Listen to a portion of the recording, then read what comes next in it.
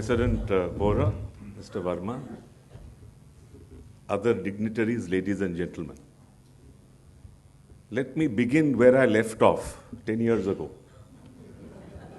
In this very hall, I delivered a lecture on the great Austro-German composer Beethoven. And let me tell you, the hall was as packed as it is today. It was a longish lecture. It took about an hour and a half. I don't propose to detain you that long today. But what is interesting is that the Almighty, when He showers us with His blessings, does it in clusters. Where Western classical music is concerned, for example, you have Bach, Handel, Scarlatti, all extremely exalted names. All born not only in the same period, but the same year, 1685. You have Verdi and Wagner, the two greatest geniuses of opera, also born in the same year, 1813. And you have the great geniuses like the subject on which I spoke, preceded by even greater geniuses like Haydn and Mozart, and all together. The 5th century BC was another remarkable century because you had not only great thinkers here in India and great philosophers. You had the Buddha, you had Mahavir. In China, you had Lao Tzu, you had Confucius. And in Greece, you had Socrates, Plato, Aristotle, all at the same time. Plato, in his book 6 of the Republic, spoke of a utopian city, Callipolis, which would be ruled by a utopian philosopher king. The utopian philosopher king, in fact, came about during the great age of the Antonines. Now, the Antonines were rulers of Rome almost 2000 years ago. And they followed upon Emperor Augustus, who was one of the great emperors, who then was followed by complete lunatics, like Tiberius, for example, who used to rule from Capri instead of Rome because he was a surly sort of chap and took great pleasure in throwing people off cliffs. Then you had an even greater lunatic, Caligula, after him, who was a great nephew of the great Augustus, who in his short rule of 3 years stunned the world and left it having made a horse a senator, Incitatus. After Caligula, you had one other great gentleman, Nero, who, as all of us know, fiddled while Rome burned and did many fantastic things, such as have his own mother put to death, the very mother who brought him to power. And he kicked his pregnant wife, Poppaea, so that he caused her death as well, and then had some young boy who looked somewhat like Poppaea to follow him in remorse. Now, following these utter lunatics, you had a reasonably stable rule by Vespasian, who was the general who then came up and took over, followed by his 2 sons, Titus and Domitian. Titus is very famous because you have that arch in the Forum, which shows, among other things, a huge thing which was taken from the Jerusalem temple, which he destroyed completely. And ultimately, given this misrule, the people were so sick that they appointed a man called Nerva, who was an old senator, who ruled for only about a year. But the most important thing that he did was to see that his son did not succeed him. The person he named was a person called Trajan, who was a Spanish soldier, who was again a brilliant ruler and the kind of philosopher king that was spoken about by Plato. Among other things, he conquered what was Dacia in those days, which is modern-day Romania. and established what was called the Pax Romana, which is the Roman peace. And according to Will Durant, this is perhaps the period in history where people were best governed by philosopher kings. Because one after the other, they appointed the best person to succeed them. It was most fortunate that none of them had children. So that the net result was that Trajan appointed Hadrian, who was another extremely great emperor. You hear of Hadrian's Wall up in England. And Hadrian in turn appointed Antoninus Pius, who in turn appointed two emperors, Verus and Marcus Aurelius, the latter of whom is perhaps the most famous philosopher king of the entire lot. His book, Meditations, written on the Danube, is something worth reading. It's a brilliant philosophical treatise by a Stoic. But unfortunately with him, this beautiful period in history disappeared forever because his son Commodus took over. And in fact, Commodus's rule was a misrule of the type that had gone earlier. So much so that after Commodus, when a gentleman called Pertinax came to the throne, the Praetorian Guard actually set up the entire Roman Empire for sale. And it was sold for so many million sesterces to some gentleman called Julianus. Fortunately for Rome and for the then civilized world, Julianus's reign lasted some 90 days, not commensurate with the huge amount that he had paid, and was then followed by Septimius Severus, another great general who took over. Now, the importance of the philosopher king is that a ruler, when he is merely a ruler, does not carry the entirety of his people with him. A philosopher king, on the other hand, carries the entirety of his people with him. And the subject chosen for today is three great contemporaries. Why do I say great?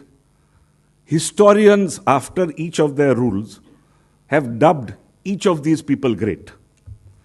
Akbar, incidentally, means great anyway, and he was an amazing personality. He was exactly contemporaneous with Elizabeth I of England, who was also called great. And Suleiman the Magnificent, who was the 10th in the line of Ottoman rulers from 1300 onwards, was also called the Magnificent, something even greater than the great, by the Western world. But incidentally, by the Muslim world, he was called Suleiman, the lawgiver. And he was also a contemporary, but an older contemporary. He ruled from 1520 to 1566. Akbar's rule started in 1565 and ended in 1605. And Elizabeth's rule was coterminous, almost exactly with Akbar's, ending in 1603. Now, the important thing about the lives of each of these people, which I will briefly tell you about, because each was an amazing character, is to tell you how and why they were called great. They carried the entirety of their people with them. Akbar was, as all of you know, the third in a very illustrious dynasty which ruled this country for about 250 years, the Mughal dynasty. Mughal is really a corruption of Mongol, because they all came from the steppes in Central Asia. And Babur, the first of the Mughals, actually traced his lineage back to both Tamerlane as well as Genghis Khan. And Babur, when he came and attacked Ibrahim Lodi, the then ruler of Delhi, in Panipat, ultimately succeeded because he had matchlock, he had firearms as opposed to Ibrahim Lodi, and set up unwittingly a dynastic rule here. He lasted for only about 5 years. Incidentally, Babur is an honorific. Their names, their personal names were all different, save and except Aurangzeb, because Aurangzeb, the sixth and one of the really great ones, was an emperor who somehow or the other was known by his name and not by his honorific, which is Alamgir. And Alamgir, incidentally, is exactly the same in meaning as Jahangir, which is odd, because Aurangzeb was a person who denigrated his grandfather Jahangir by calling him that atheist. Now, Babar, which means tiger, his actual name was Zahiruddin, was a person who came here, set up the dynasty. Humayun then ruled after him. Humayun gave his father a promise that he will not, or in fact will look after, positively look after his brothers. His brothers kept rebelling against them and he kept looking after them instead of looking after the empire. And very shortly, a very able Afghan ruler, Sher Shah Suri, took over and Humayun got expelled. While Humayun was on the run and on his way to Persia, our hero was born in 1542 at a place called Umarkot in Sindh. He was a precocious child. It is said that he smiled at birth, something like our great prophet Zarathustra was supposed to have laughed at birth. His great aunt, Babar's sister, when she saw the baby, said, "This is exactly my brother. His legs are the same, his get-up is the same." And indeed, he was even greater than his grandfather. He was a person who was utterly fearless and both physically and mentally completely extraordinary. Physically, apparently, he is supposed to have actually slain a tigress with cubs. And he is supposed to have entered an elephant fight and separated the two elephants, the fighting elephants. The animal world somehow took to him, he took to the animal world. He had a favorite leopard, which was called Madan, something or the other, which had a drum beater before it. It was given such importance. He had a favorite elephant called Hindal, whose grave you see at Fatehpur Sikri, which is a grave with elephant tusks sticking out of it. This remarkable man was larger than life. And his utter fearlessness translated itself into everyday action. He was a man who basically came to the throne at age 13 because his father fell down a series of steps, which you will see here at the fort, which was at that time called Deen Panna, which is our Purana Killa. And while the Muezzin called out for the prayer, he missed his foot and fell and hit his head. This boy was only 13 years old and somewhere in the Punjab. Bairam Khan, the trusted general, went running to him. And for almost 2 weeks, because the father died on 26 January, 1556, this boy was proclaimed king at Kalanaur in Punjab. The place is still kept there. And till then, to see that there'd be no disruption in the succession, they had to act as if Humayun was still alive. So a person called Mullah Bekazi would come out on the balcony and greet everybody and tell them the emperor is getting better. The moment Emperor Akbar was crowned at age 13 at Kalanaur, the first thing that he had to do was face a famine, a huge famine. And the second thing that he had to do was to face a person called Hemu. Now, Hemu was a person of Baniya birth who apparently filled the power vacuum when Humayun was forcibly ejected from India. And the great Sher Shah Suri ruled for about 10 years. But then his children and brothers, etc., were not up to it. As a result of which, Hemu became extremely powerful and took over both Delhi and Agra. And the first thing that the young emperor had to do was to assert himself over Hemu. And this is where the second battle of Panipat took place in the year 1556. And The battle was going very well for him, as a matter of fact. When unfortunately, like King Harold in the Battle of Hastings in 1066, an arrow went and hit Hemu's eye. Hemu slipped and fell from his elephant. And Emperor Akbar was called to do the coup de grace as a young man of 13, which he refused to do, by the way. And ultimately, Bairam Khan hacked his head off. And it is at that point that Mughal rule was really established in this country. Bairam Khan continued to rule as regent till the young man turned 18. At 18, he decided to send the general off to Makkah. The general complied to begin with, rebelled thereafter. There was a battle at Jalandhar. And ultimately, the general was sent off and on his way got murdered at Patan in Gujarat.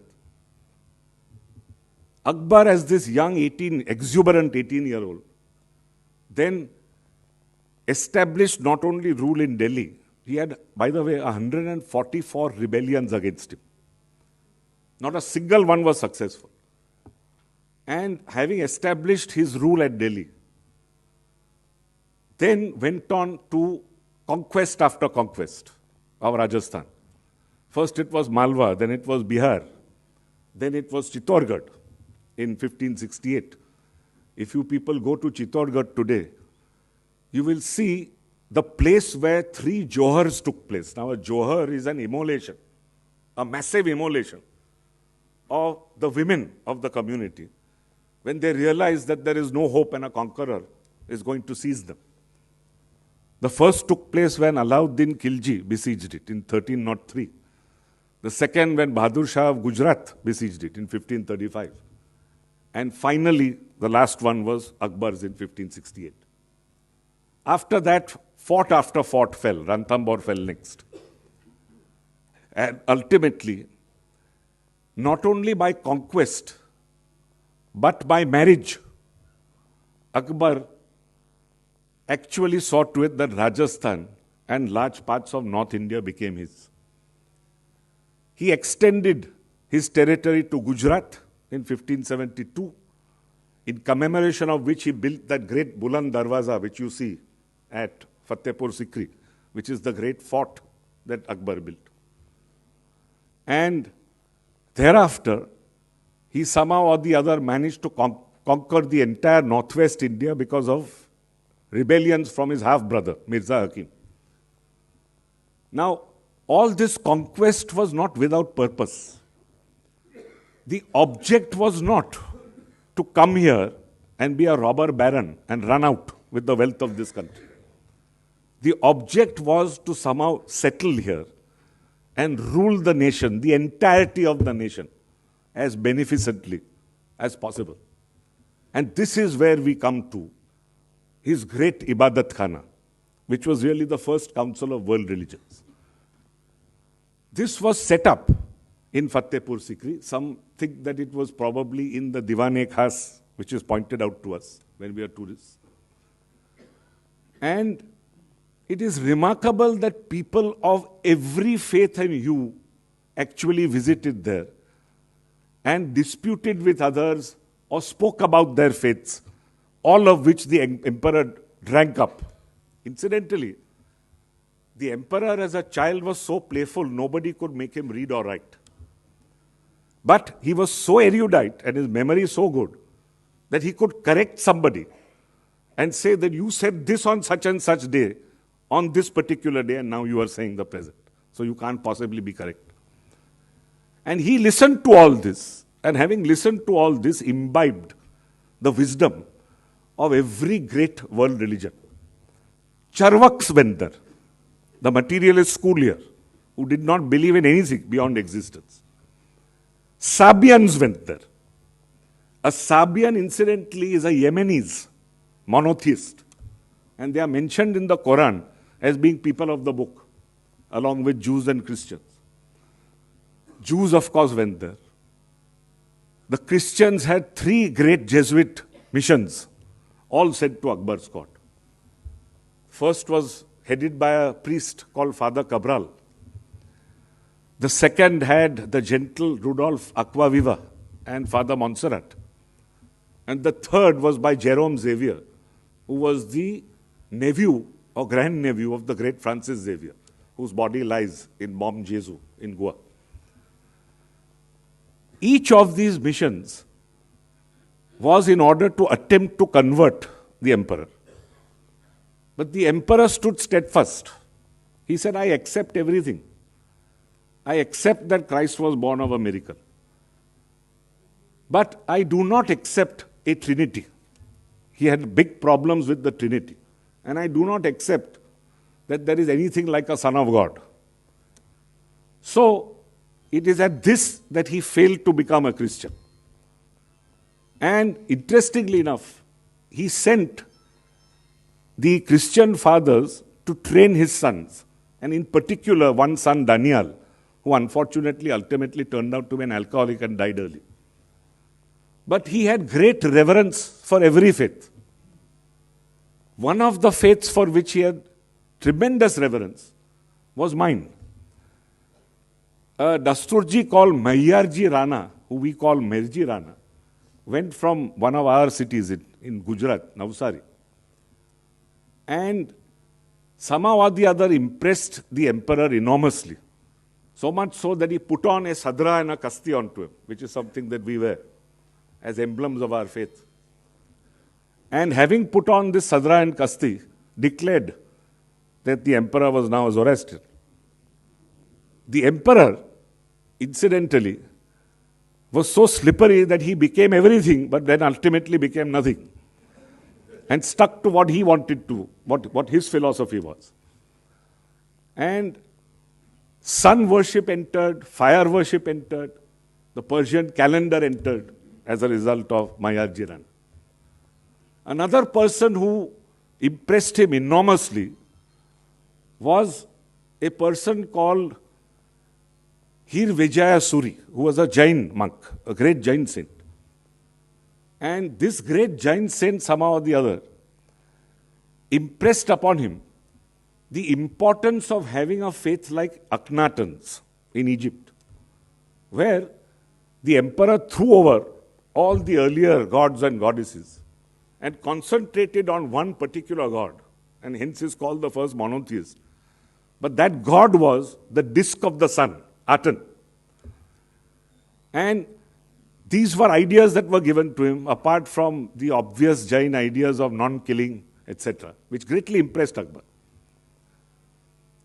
He was also greatly taken up by a Sufi sect called Tajuddin, and ultimately decided in the interest of this nation that he should form a new religion by himself, which he called the Din-e-Hilai, which idea, as I told you, he got from the Jain Muni. And the reason why this religion did not ever take root in this country and died with him was because, even though it was highly evolved, highly spiritual, there was no priesthood, there was therefore no ritual, no custom. Above all, you did not have to abjure your old faith to enter this faith. The only thing you had to do was to bow in obeisance to the emperor. The faith had many good things in it, such as the removal of sati, such as the removal of killing of infants, particularly female infants, etc., etc.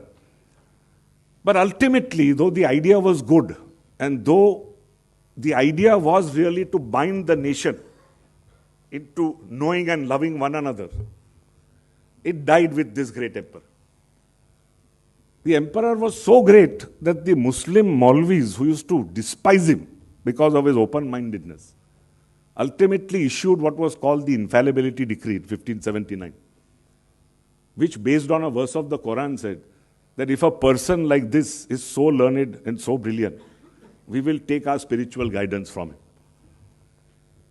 Ultimately, Akbar died a disillusioned man. His mother, who was only 15 years older than him and who he was extremely devoted to, died 1 year before he did. And ultimately, when you see his tomb at Sikandra, you realize what a great man this was, because the tomb itself is made in so many different styles. He is buried there. But in 1691, the Jats did something amazing. They came and they desecrated the tomb. They pulled out his bones and burned them. A Hindu funeral, after all, to the great emperor. We now come to the second great of our talk, Suleiman the Magnificent. Suleiman, as I told you, was the 10th ruler of a dynasty which ruled for 600 years, beginning with 1300 AD and ending with the First World War. This man had as his great-grandfather Muhammad the Conqueror, who did two very important things. One was, at age 21, to actually take Byzantium, which was Constantinople. How he took it is a great story in itself, told beautifully by Stefan Zweig. I don't know if any of you have read Stefan Zweig. And one of the beautiful books that he has written is called The Tide of Fortune. The second story is the fall of Byzantium, which narrates in detail how this young man took something which stood as a bulwark against everybody for 1,000 years. He also decreed, and this was very important for the Ottoman Empire, that it was imperative on every new ruler to completely destroy any other rival claimant to the throne. Because if he didn't do so, you would have civil war. And this was followed to a T until one Ahmad I in the 1600s, early 1600s, decided that he didn't wish to destroy his brothers, cousins, etc., but that he'd put them in what is called the cage. And the result was that these people proliferated in that cage. And finally, when it was found that a particular Ottoman ruler had no direct descendant to rule, some donkey would be pulled out of the cage. And as a result, you had people like Ibrahim, who was a sultan, who was so crazy that he rivaled Caligula, in that he would dress up as a horse and go neighing into his harem, who he would dress as mares. And you had rulers like this, which ultimately made Turkey the sick man of Europe. So, the Ottoman dynasty was extremely well served until poor Ahmad came. And Ahmad, being a clement ruler, laid this rule down in preference to that of the great Muhammad the Conqueror. Suleiman himself was born of Selim I. He was called Selim the Grim. He was grim because he followed to a T what his grandfather Muhammad the Conqueror had preached and destroyed everything and more before coming to the throne. Suleiman, on the other hand, was lucky. He had no brothers to destroy. So when he came to the throne, again at the tender age of 25, he was a liberal philosopher prince. Again, like Akbar, he was a great conqueror. In the year of the first battle of Panipat, 1526, he conquered Hungary, Battle of Mohacs. He conquered Belgrade before that, which his great-grandfather could not do. He knocked at the doors of Vienna twice. Once he was repulsed by the weather, the second time by the great Emperor Charles V, the Holy Roman Emperor. And an interesting conquest was the conquest of the island of Rhodes, because Rhodes at that time had what was called the Knights of St. John on it. And after he conquered Rhodes, he went himself to meet the Grand Master of the Knights. The Grand Master was an old man. So he kneeled before him and he said, I am so sorry to have to evict you from here in your old age. And looked after him. Malta was the one place he faltered and was not able to conquer. But his greatness is in being called Suleiman the lawgiver. He was called Suleiman Kanuni. And his Kanun lasted for 300 years after him. It was liberal, punishments were reduced, Jews and Christians were treated extremely well in his realm. because they were the minorities. And this ruler was loved. The one great blot in his career was that he married this Circassian slave called Roxelana. Now, he was so besotted by this woman, he produced 4 children from her, that she somehow or the other made him put to death his older son Mustafa, who was extremely well suited to succeed him. So Mustafa was called bowstringed, because in those days you strangle people with a bowstring, by his father. And that put him in the company of other terrible rulers like Ivan the Terrible, for example, who actually finished off his son, Ivan. Peter the Great, who did away with his son Alexei. And Constantine the Great, who was the founder of the early Christian church, who did away with Crispus, because apparently Crispus, his son, was having an affair with his second wife, Fausta. But short of this one great blot, this great man ruled for a very long period, 1520 to 1566. In those days, that was a very long period. And ultimately died on the banks of the Danube. Now again, his son, by Roxelana, had to succeed him, and he was miles away at the Danube. So for 46 days, his spare body, he had a very thin body, was taken out. The corpse was taken out every evening to review the troops, so that everybody thought that he was still alive, until his son could ultimately take over. This man's reign again teaches us something, and teaches us that a philosopher king is basically one who rules for all his subjects and is loved by all his subjects. The third great ruler, now, Elizabeth. Elizabeth belongs to the dynasty of Tudors, who were Welsh. Incidentally, England since 1066 has never been ruled by Englishmen. William the Bastard, or the Conqueror, comes in 1066. He is the bastard son of Robert, Duke of Normandy. And it is Normans who rule and continue to rule in unbroken succession, except for Empress Matilda's son, Henry II. But then again, it is French. And this rule continues right till the Battle of Bosworth, 1485, when Richard III is defeated. Now, Richard III gets defeated by Henry VII, who is the first Tudor monarch.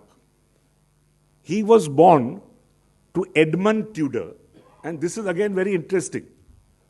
Though they were Welsh, his grandfather, Owen Tudor, had an affair with Catherine of Valois, who was a queen. She was the wife of Henry V, person who won the Battle of Agincourt. And through that affair produced 2 sons, Edmund and Jasper. And Edmund was Henry VII's father. So he could trace himself straight back to a queen of France. Apart from that, to sanctify his own rule, he married Elizabeth of York, after whom our heroine is named. And Elizabeth of York was Edward IV's daughter, the older sister of those 2 little princes who were murdered in the Tower by their uncle, Richard III.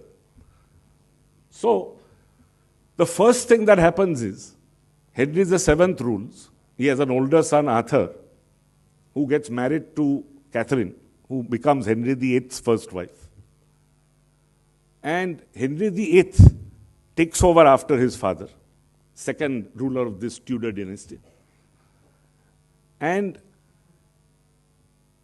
rules happily with Queen Catherine until it suddenly enters his head that she was able to produce only a daughter and no sons. And the reason why still sons were being born, according to him, was that God had cursed him. Why had God cursed him? Because his older brother, sibling, Arthur, was first married to her. And there's a verse in Leviticus, which is one of the books of the Old Testament, which said that thou shalt not sleep with thy brother's wife. Now, despite the fact that his queen made it clear that she had never slept with Arthur, they were children, he thought he was cursed.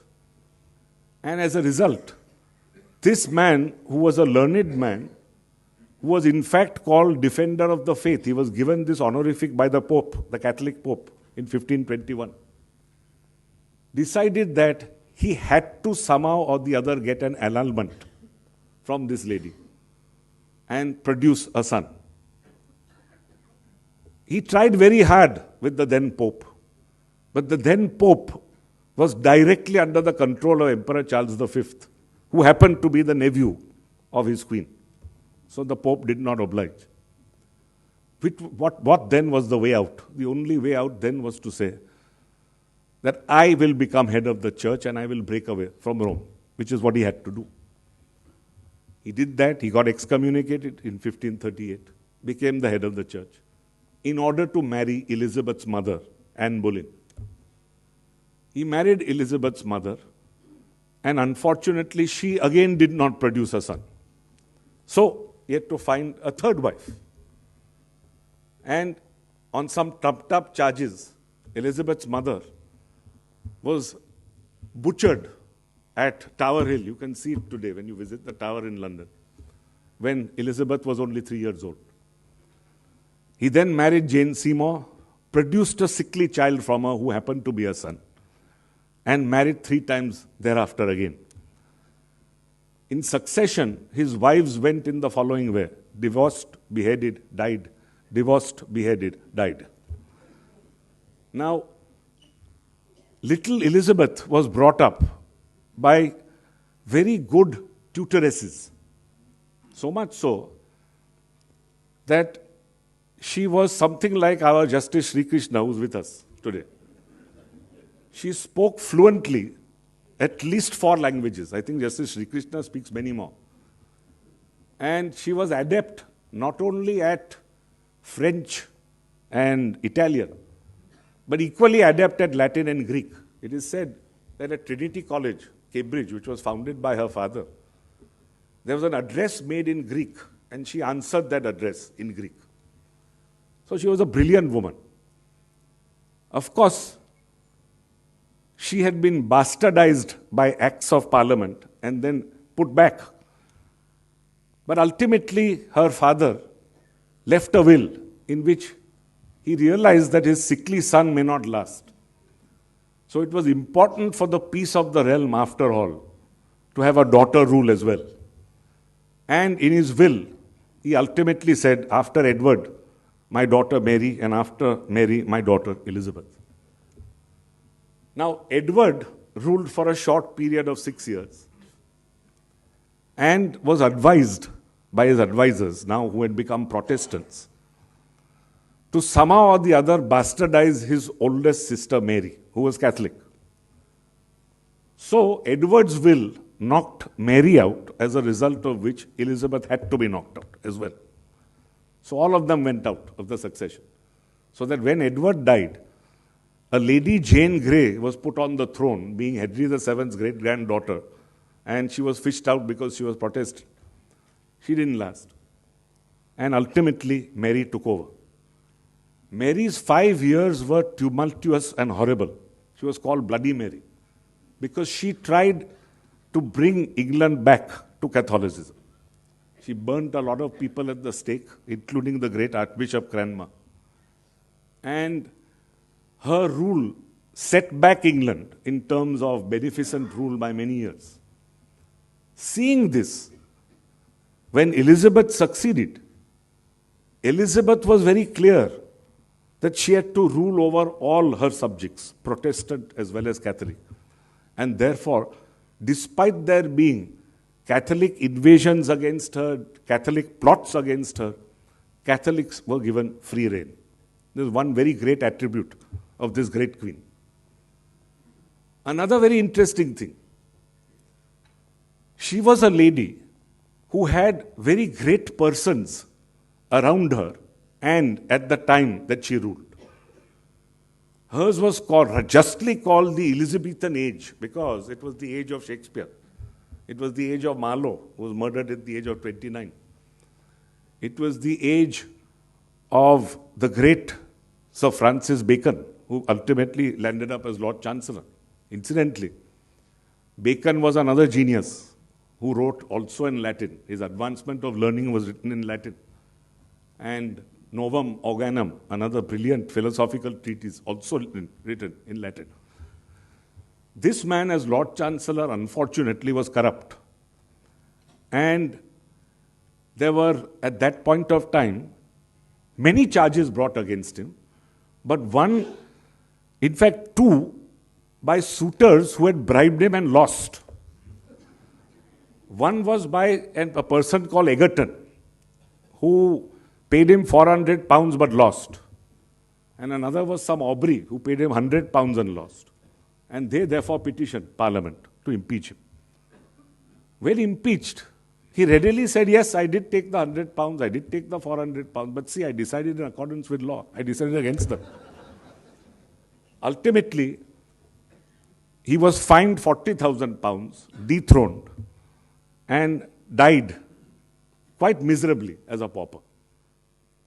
It was also the age of Sir Walter Raleigh, another very, very great man, who was an explorer who set up the state of Virginia in the United States and called it Virginia after his queen, his Virgin Queen. Brought tobacco back to England, etc. And there were many people like this. There was Sir Francis Drake, who saved the country. Sir Francis Drake, in fact, circumnavigated the globe. And he was the third to do so. The first was a Chinese eunuch called Zheng He, who did this in 1421. 100 years later, Magellan did it and was murdered in the Philippines, after which this gentleman did it. And he was the person who single-handedly destroyed the Spanish Armada. Now, a little more about this. How did the Spanish Armada come, and why did it come to conquer England? This now takes us to another story, the story of Mary, Queen of Scots. Mary, Queen of Scots, was a cousin of Elizabeth. She was a very unfortunate lady. She was married to Catherine the Medici's eldest son, Francis II. Incidentally, Catherine the Medici produced 3 kings of France. Francis died as a young man. She was widowed at 18, and she had to sail back to Scotland. She then went and married a drunk called Henry Darnley. And Henry Darnley Stuart, who was the father of James VI, who ultimately became James I, was murdered by her. She was implicated directly in the plot. After which she married another Scotsman called Bothwell. And after that, she was ejected very quickly from Scotland. She spent 21 years in captivity in Elizabeth's England. And ultimately, when Walsingham, he was the Secretary of State of Queen Elizabeth, came forward and actually gave her a plot by the Catholics, headed by a person called Babington, in which Mary was complicit. Elizabeth had to finally, after a lot of dawdling, sign her death warrant. And as a result of signing her death warrant, Mary was executed in 1587. Now, with Mary's execution comes a Catholic backlash, because don't forget, she was a Catholic queen. And the result was Philip II of Spain sent this massive armada of ships, 132 ships, to invade England. As the invasion began in 1588, this spare little lady went to a place called Tilbury, where she gave a remarkable speech.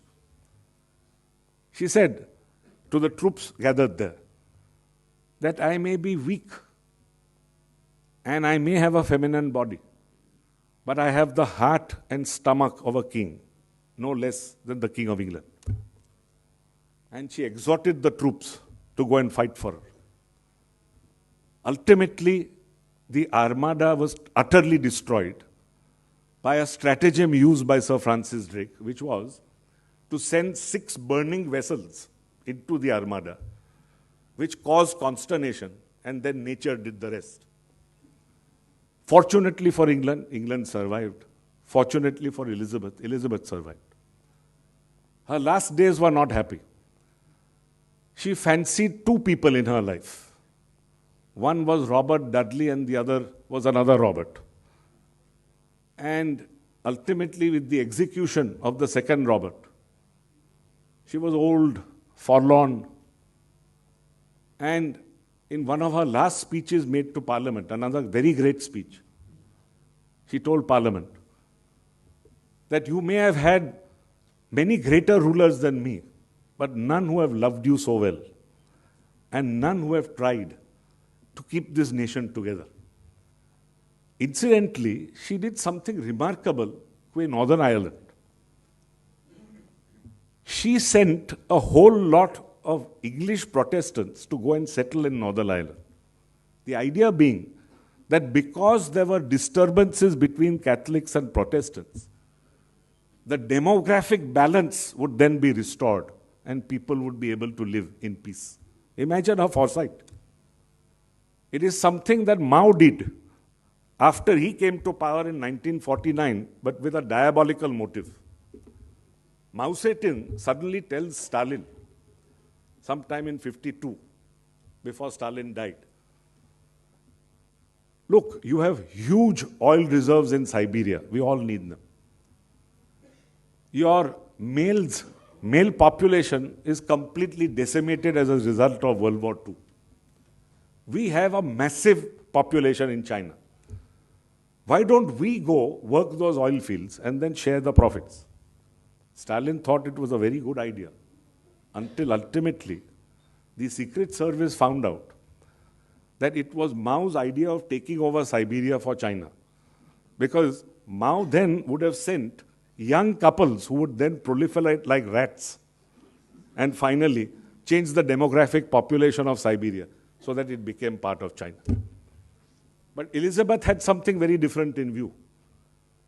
And finally, this great queen dies in 1603 and is followed by James I of Scotland. Now, what do these three great rulers exemplify? According to me, they exemplify what is written on Ashoka's Rock Edict 12. Ashoka was one of our greatest emperors. And on Rock Edict 12, what he wrote was, Piyadasi, he called himself beloved of the gods, has this to say, do not ever extol the virtues of your own sect. You can replace the word sect by religion. And denigrate the sect of others. What you must do is to attempt to extol the virtues of the other sect. And by doing so, you increase the influence of your own sect and you make the other sect loved.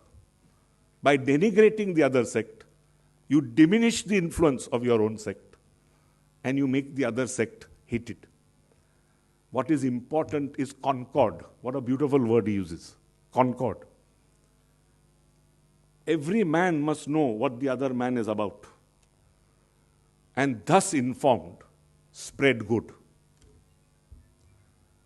I don't think a constitutional lawyer could better put the great quality of fraternity which our Constitution has. Liberty, equality, fraternity was the cry of the French Revolution, if you remember. Each one of them is in the preamble of our Constitution.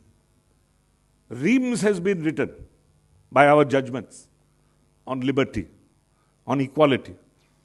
Somehow or the other, very little on fraternity. And if one is to live today cohesively in this nation, indeed in the world, this cardinal value is of extreme importance. For, in the words of the preamble to our great Constitution, what does it lead to?